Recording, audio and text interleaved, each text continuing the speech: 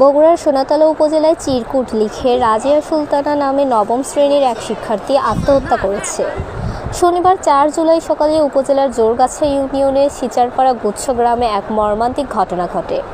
পারিবারিক সূত্রে জানা যায়, শনিবার সকালে পরিবারের সদস্যদের অজান্তে রাজিয়া সুলতানা একটি চিরকুট লিখে নিজ ঘরে গলায় ফাঁস দেয়। পরে বিষয়টি টের পেয়ে পরিবারের সদস্য ও স্থানীয়রা তাকে উদ্ধার করে সোনাতলা উপজেলা স্বাস্থ্য কমপ্লেক্স নিয়ে গেলে কর্তব্যরত চিকিৎসক তাকে মৃত ঘোষণা করেন। নিহত রাজিয়া সুলতানা সিচারপাড়ার গুচ্ছ গ্রামের অটো গাড়ি চালক সাইদ খন্দকারের মেয়ে। বর্তমানে তার বাবা গার্মেন্টসে কর্মরত রয়েছে। হাসপাতালে নাগাদ ধরছে ওই ব্রিজ না হতে না এইভাবে তুলে নিয়ে আমরা ডাক্তারের মুখে গেছি। এখানে মাটিতে পড়ে তার ঘর আর আপনার ঘর কত দূর ডিস্টেন্স? আমরা এই বাড়ির লোক আমরা যে একসাথে আছি, মানে একসাথে আমি ওই জায়গায় শাক উঠিচ্ছি স্যার। ওর থেকে দেখে আওয়াও শব্দ কি আছে, ইয়ে কাছে আওয়াও কি শব্দ হচ্ছে, দাদি আওয়াও করতেছে বুঝছেন। আয়সা দাদি গেট খুলে ওই পার গেছিল, গেট কি আনতে জানি গেছে।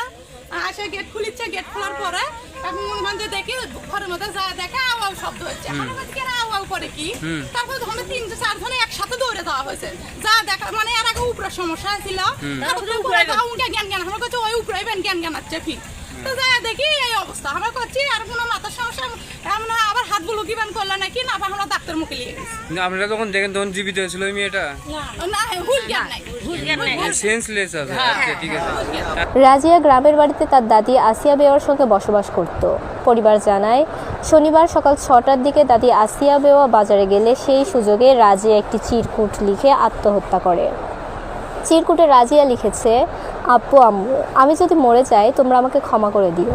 আমার মৃত্যুর জন্য কান্নাকাটি করো না। তোমরা সবাই আমাকে ক্ষমা করে দিও। মানুষের অনেক কথা আর ভালো লাগছে না, তাই আমি নিজে এই পথ বেছে নিচ্ছি। তোমরা কিছু মনে করো না।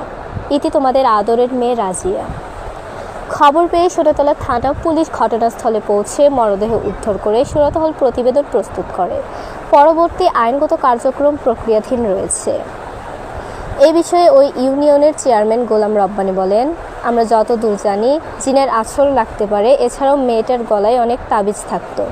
এর আগেও অনেকবার নানা রকম সমস্যা করেছে।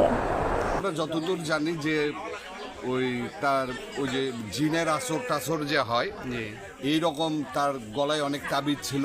এই তাবিজগুলো ছুটে যাওয়ার পরে সে মাঝে মধ্যেই মেন্টালি হয়ে যায়। তা ওর এলাকার লোকের কাছ থেকে আমি যেটা জানতে পারলাম যে ওই রকমই সে তাবিজ ছুটে যাওয়ার কারণে সে মেন্টালি ডিস্টার্ব হয়ে যায়, যাওয়ার পরে সে নিজেই আত্মহত্যা করে।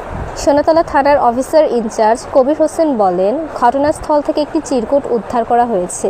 এতে বাবা মাকে কান্নাকাটি না করার অনুরোধ করা